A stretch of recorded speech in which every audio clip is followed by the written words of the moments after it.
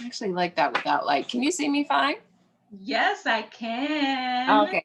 All The lights right. on here are like blinding me. And then the sun is like, it's too much brightness going on. The sun is shining on you. Greetings, everyone. I'm so excited. See, we're talking about the sun and the brightness. Our light shines, and we got the confirmation. But greetings, everyone. Greetings.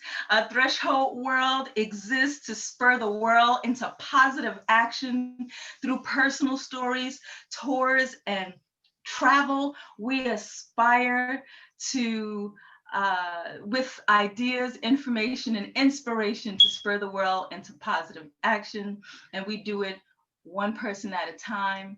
Today, we're so excited to have Genyii, the founder of Ahura Apothecary, with us on today. Feel free to greet the audience. Our virtual. Hi, everyone. I'm Genyii, and thank you, Melanie, for having me. Definitely. So Genyii is the founder of Ahura Apothecary, and it's an amazing brand. I am just inspired by just your website, the types of items that you carry, the type of things that you do, just such medicinal properties and just the different things that you do. But even besides your brand, I know that there's so many amazing things that you do besides even having the brand that you have. And I'm just going to allow everyone to hear you just introduce yourself and talk about who you are and what you do. Okay, thank you so much, Melanie. Well, my name is Genyii, and I am the owner of Ahura Holistic Apothecary. Also a community herbalist, a holistic birthing doula, a mother, and a womb wellness coach. I've dabbled in lots of things over the years, career-wise, but from my upbringing in an indigenous household, paired with my passion and focus on the betterment of reproductive wellness for all women, has now transmuted into something so divine. So again, thank you, Melanie, for providing the space to discuss. Yes, definitely. Thank you so much. I mean, I just have to take a deep breath because I'm so excited that we're able to have this conversation and share with the world, our virtual audience on today. And so I read that apothecary is a person that prepares or is skilled in medicine. What's the inspiration behind your brand, Ahura Apothecary? What does it mean in your words? I understand from the amazing trip recently in Arizona that we'll get into later, that you learned much from your elders, much of the things that you share. Is that the correlation to the inspiration behind your brand and the various related items sold online, like skilled by the wisdom of those before us? Absolutely. Well, I growing up, my family didn't have much. My mom had 5 children, and so we didn't have health insurance. We grew up in, I would say, a less fortunate area of Philadelphia. We were born and raised, and we didn't really have much. So a lot of the products and skill that I've learned over the years come from being without, especially without health insurance. You get sick, you've got 5 children, what are you going to do?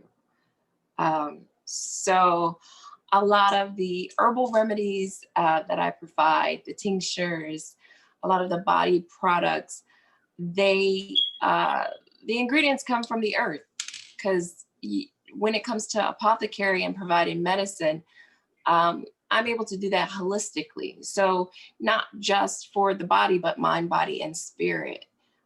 So I feel like the offering that I provide helps people to connect all three while also keeping the earth in mind, because a lot of the ingredients come directly from the earth and are sourced sustainably and organically. I love that. I love that. It's, and not to be morbid on this Friday the 13th, but and I guess what I'm thinking as you talk about the earth is, how they talk about like ashes to ashes, dust to dust, and how we come from the earth and how we return to the earth during a time of transition. And I think it's a beautiful thing as we live and breathe to be able to take from nature as we're also from nature, or at least I guess those of us that believe that, because I know there's different beliefs out there. Yeah, for sure. And nature is our medicine. I do wholeheartedly believe that the earth has everything that we need to sustain us while we're here. Just as, you were in your womb and myself, we were all in the womb for 9 months, and everything was provided for us during that time. We didn't have to request anything. It was just there for us abundantly. And it's the same. Mother Earth is a womb for each and every one of us. So just as we were in our mother's womb, here, in this realm, we are on this earth, and this land provides us all that we need while we're here as well.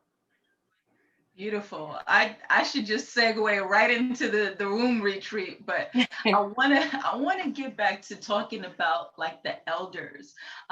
What is the importance of listening to our elders and sharing their wisdom? Well, I am a member of the sovereign Eastern Anakatua tribe in the Northeast, and the importance centered around your elders, our establishment and birthright has all been passed down through the word from our elders. It's not heavily reliant upon literature. So, just referring back to my mom was also born and raised in North Carolina. And a lot of the remedies that she offers are what people would call old wives' tales. And that, which some people don't take very seriously, it's like, oh, that's an old wives' tale.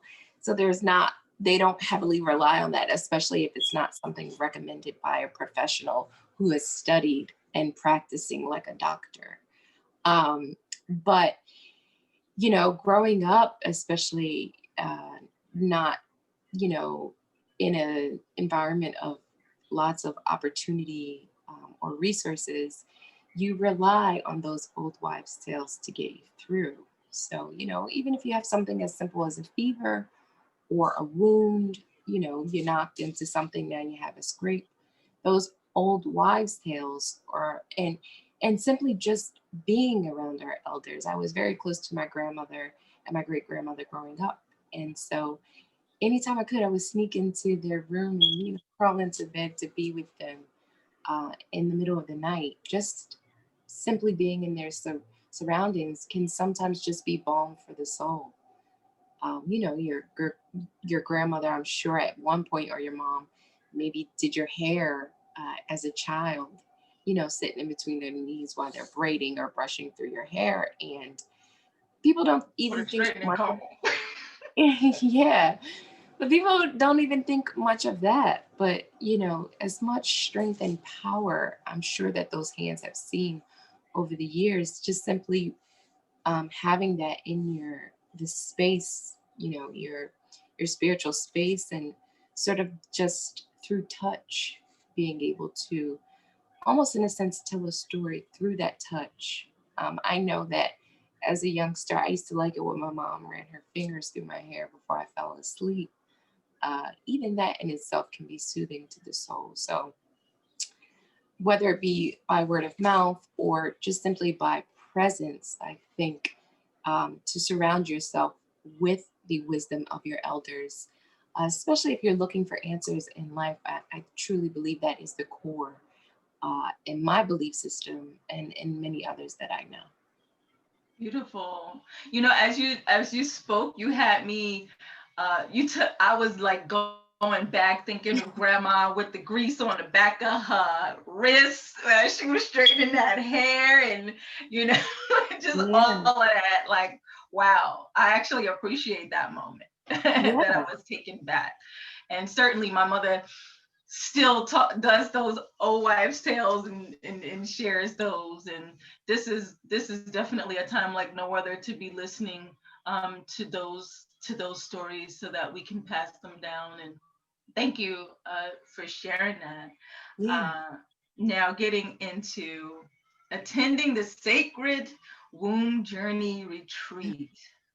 Oh my goodness, that was a life changing experience. Oh, I'm so happy to hear that. Yeah, like I thought it was so confirming that my eldest daughter told me about your brand in general. It was Oh, actually okay. over the summer that she made me aware of the trip that you were having uh, in Hudson, New York. Yeah.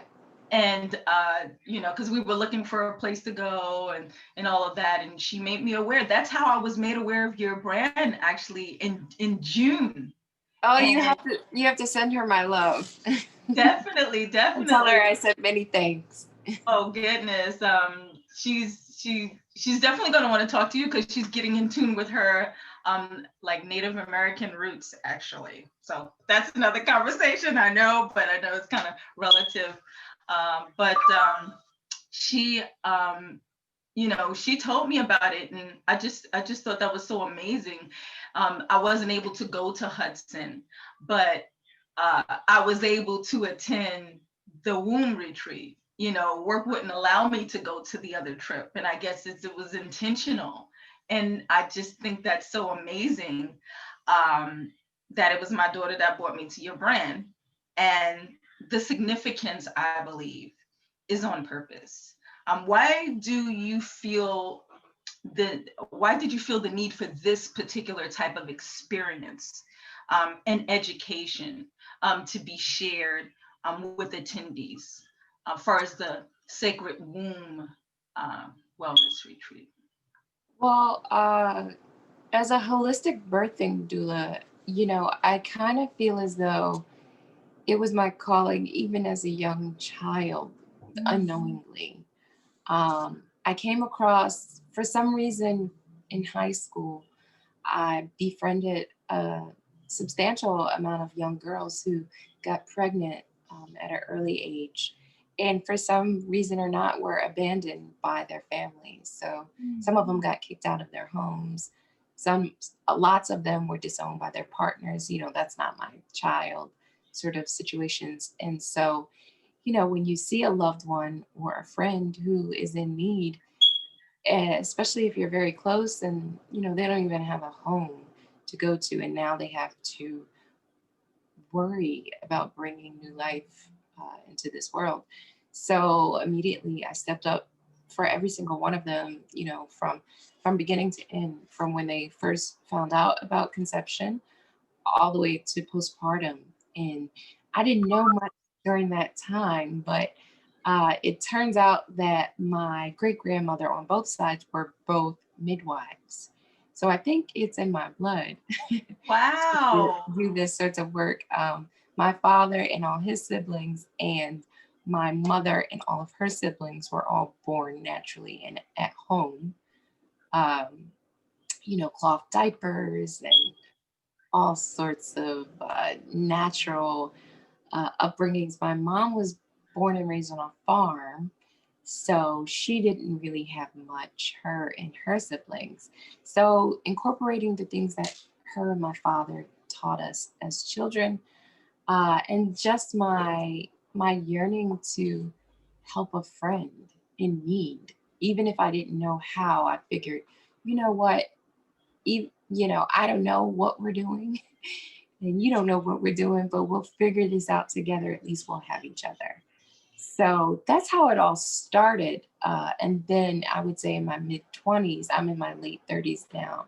in my mid 20s is when I became certified as a doula, so it was official. But I still worked professionally out there. I had a professional career in addition to learning and traveling. I started out by traveling to birthing centers internationally and volunteering and helping there. And that's when I got my start uh, leading workshops titled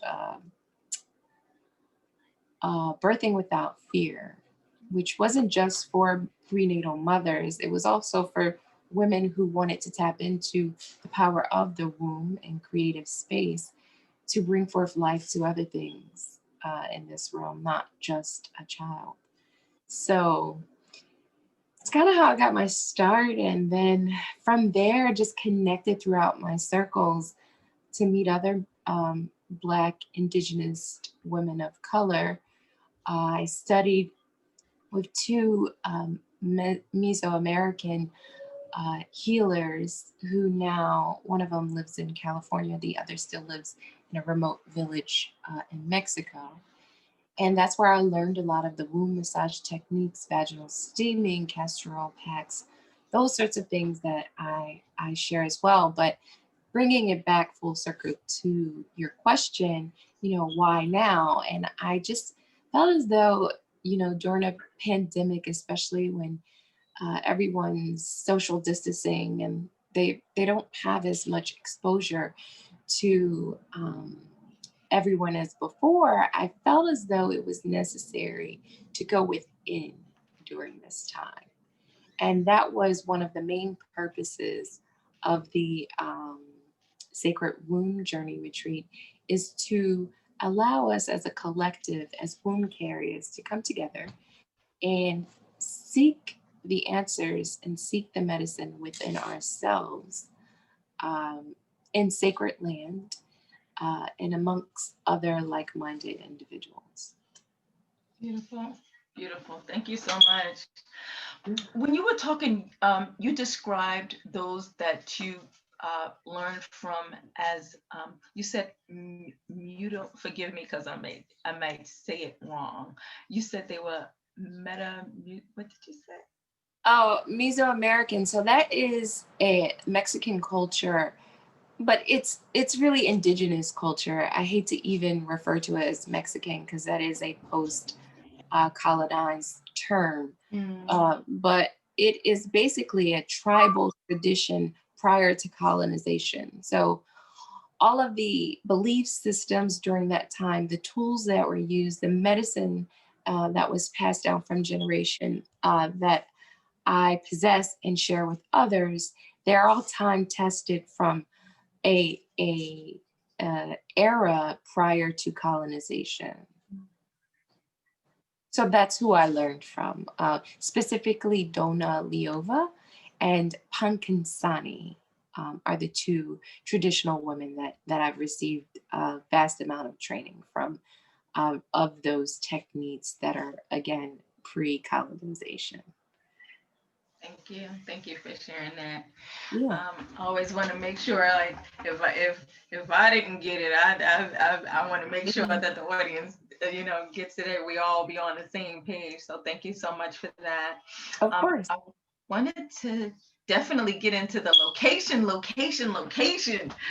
So, like, why Sedona, Arizona? What is it about this particular land that was important for this journey?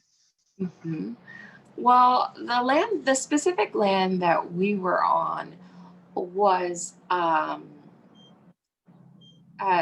it, it was in the Vanapai County, which is also Apache, and a few other tribes.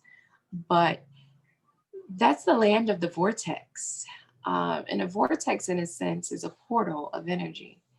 So to be able to center ourselves on that land, it just means, and I'm not sure if anyone is watching this is familiar with the red rocks there in Sedona and the vortex energy, but it's a concentration of energy that allows you to sort of accelerate in a sense.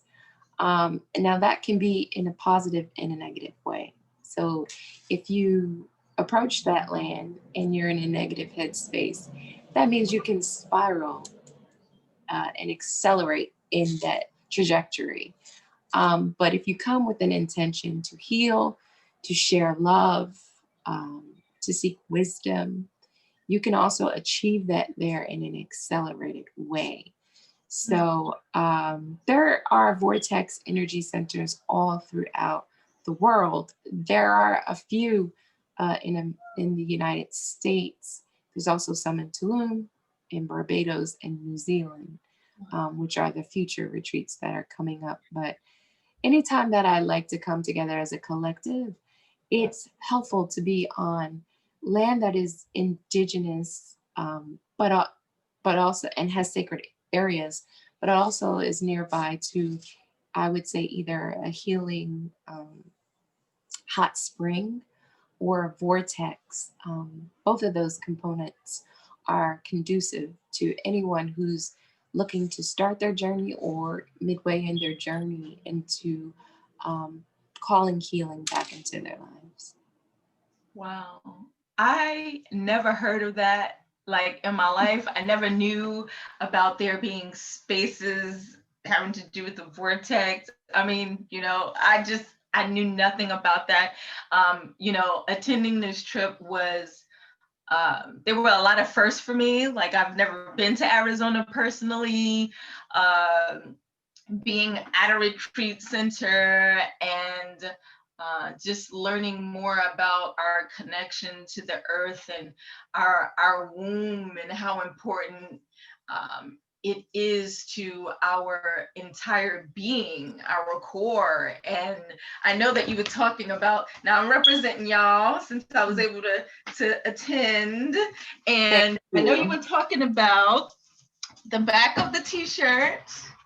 So I'm showing everybody the back of the t-shirt. Yeah, that's a spiral goddess. Nice. Thank you.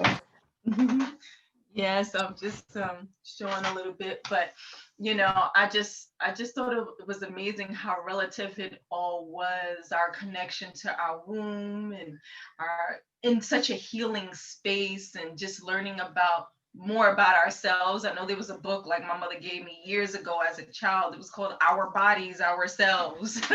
And it was just all the little graphics and diagrams of us as women and our different, the different parts that make us and help us to make others little human beings. And it is amazing that connection of who we are and who we're birthed from. And there was just so much that was taken in. And like I said, it was just life-changing. And I just thought I had to be able to just have a conversation with you. For those that weren't able to attend the trip but would like to know more about their bodies and maybe ways that they weren't aware before, where would you have them? I don't know, where would you direct them to, or what would you suggest they do to just begin learning more about their bodies? I don't know. I know we can like look in the books that have been shared, but I don't know, what would you say to those that want like a closer connection maybe to themselves, or I don't know. I would say that's a very broad question, but I'm going to try my best to answer it. A great tool for me individually was Don Miguel Ruiz's The Four Agreements. Now, that doesn't connect you to your body, but I mentioned that book first because it establishes a way of life. It's based on Toltec wisdom. So again, wisdom that was passed down from the elders. And that helped me navigate and get in touch with who I wanted to be and what I wanted to establish my values on as an individual in this world. So that's where I started. But as far as starting to get in touch with your body, because I feel as though in order to get in touch with your body, you have to first figure out where you are. You always have to figure out where you are to figure out where you want to go. And the where you are helped me through, again, reading the Four Agreements, and also The Power of Now by Eckhart Tolle, I believe is the author. So that helped me to navigate, well, where am I right now? And then I started to get into group guided meditation with Sarah Eve Cardell. She's located in New York. Because of the coronavirus pandemic, she hasn't held any gatherings, but that's who I started my meditation journey with, to quiet the mind and bring yourself to a stillness so that you can start to receive, not just receive the messages that you need to, but also connect the dots. Because some people hear messages and some don't. Some people are able to be able to be brought to such a moment of stillness that they can now see, how do I piece these parts of my life together? You know, how do I approach some of the traumas and experiences that I've had throughout life? And then moving on to, because that deals with the mind. So once you've moved on from that, there's layers to this, and I could go on and on. Then I progressed to the body. You know, what sort of blockages am I holding in my body that may be bringing me to dis-ease? And that brings me to a book by Caroline Myss called Anatomy of the Spirit. And that book was very transformative for me, in a sense that it helped me to know, okay, these sorts of emotions that you're feeling, these sorts of things that you're holding on to, this is how it correlates to how it affects your body. And so connecting the dots there, you know, there were so many things from my childhood, especially dealings with the other sex, men, that that were left unopened and not really discussed. You know, my parents didn't really talk to us a lot as young children about the birds and the bees and relating with the other sex. So that book was helpful in a sense of all the unanswered and unfinished business with even with friends, with female friends and coworkers, things that I was holding on to that weren't serving me any longer, and how to transmute that so that your wound then turns into your medicine, and helping to let those things go. I'm sorry. I'm sorry. No, I said that's a preach. I, grew up in church girl, so it's like you say something, it's like yes. Yes. So just connecting those dots, and so there were so many things that I as evolved as my parents were. They were both artists. My mother was a photographer. My father, he played music and made jewelry and did woodwork, all sorts of things. And as eclectic as they were, there were some things that were still left untouched. So that's been my journey. I would say more recently is just making those connections, having those dialogues, facing those things within ourselves. A lot of people say that they don't realize that the voices or monsters that they hear within them are themselves. And that's a harsh thing for people to hear sometimes. That dark voice that you may hear that's sort of self-sabotage, or just a conversation that's not in alignment with you progressing forward. Some people need to hear you are that monster. So having that, and it's not always a monster. You can train your mind into incorporating positivity and progression it takes work, but that's the thing about it. You can bring yourself to an awareness where over time it doesn't take as much work.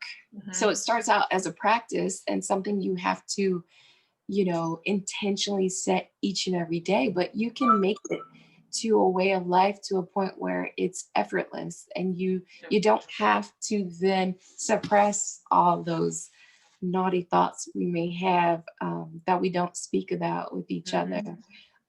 Even our closest ones, we may not even speak with them, but a lot of the work that I do is working through those things so that you're able to incorporate it in a lifestyle that is effortlessly. Beautiful. Listen, one of the things I observed when we were there was how you would come to those that may have been experiencing different things, and you would have the sage to kind of, guard them, kind of help them through that situation. And I was just affected by everything. I mean, even the jury, I've never had like jury charged before or knew that was a thing, under a full moon. And I even purchased chimes from the botanic gardens the other day. Like, like I have created my space to be more of a sacred space.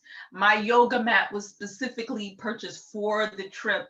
And oh, wow. It means a lot that that's the yoga mat that I'm using at home in my sacred space, where last I used it was there in such a sacred space, and everything is just so relative and amazing. And I know you gotta go soon, so I have a question. So I know the next trip, because I know we're talking about this amazing trip, but I know your next trip is in Tala, Mexico.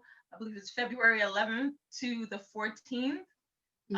And I wanted to know if you can share about this trip. How will it differ from the last, besides the fact that it's going to be in Mexico? And why did you decide to add trips as an offering to your plan? I think a lot of people probably would think, hearing that, they probably think she's going to get a group of people together during a pandemic. Oh. And they're going to travel across borders. Wow. Well, I think that when you are able to pair yourself with venues that are responsible, and you come in with it with a certain intention, a collective intention, you don't let the crowd and the participants be too massive and too large, and you remain responsible throughout, I think it's achievable. Now, Tulum, how it will differ from Sedona, this time around, I have Lilith Luna Love joining me, and she is an emotional alchemist. She practices ancestral earth medicine. She's not here right now to speak with us, but I carry her in spirit, sending her love. Yeah. But she will focus on the emotional alchemy of a portion of the retreat. Sorry, there's a ton of interference coming in. Can you hear me? Okay, yes. Good. She will focus on the emotional alchemy aspect. And so it will proceed forward as an extension from the last retreat. We will cover a basic introduction of womb wellness. But once you've settled yourself and you're grounded and you're able to receive, and the question is, what next? What do you do once you're able to center yourself? What do you do with those messages? What do you do with that intention? So it's the next step forward from how to process your emotions, how to deal with blockages, how to harness that power to manifest and create those things that you really want in life. So it's a step past the introduction, and now it's more into acceleration after you've made that establishment. So that is what the intention is in Tulum, and we've also added a cacao ceremony and a sweat lodge, which it will be led by indigenous members in the Tulum community, which is very exciting because Wow. they're sharing a part of their lineage with our group. So I'm absolutely humbled and excited. Amazing. Oh my God. Thank you so much for sharing that. Any last comments you want to add? Advice for people to be well, especially in this season of seemingly uncertainties? Don't feed your fears. Mm, I would say that's the biggest one. I feel as though, especially during this time in the US, if you're viewing from the US or you're familiar with the current election and the pandemic, and, yeah, who knows which cities will be shut down next. The numbers are climbing, social distancing, wearing a mask each day, having to deal with those anxieties with our government, who may not be the most supportive for its citizens during this time. Don't feed those fears. Just trust and know in those things. Trust and know that you have support from those who have come before you. Trust and know that we will come through this, and not feed those parts of your mind that may convince you otherwise. beautiful. Thank you so much for that. Thank you so much for sharing. When we Thank were you. talking about Luna, she can be found on IG She's at, Lilith Luna Love. yes, LILLITHLUNA LOV. Love. And speaking of love, the Tulum retreat will be during Valentine's Day weekend. It's also a new moon weekend, so we will be centered around self-love, hence the cacao ceremony. So that I'm really excited for. And Awesome. Definitely we check. will be practicing social distancing, and it is an open air outdoor experience as well. Awesome. Definitely be sure to follow Ahura Apothecary on Instagram as well.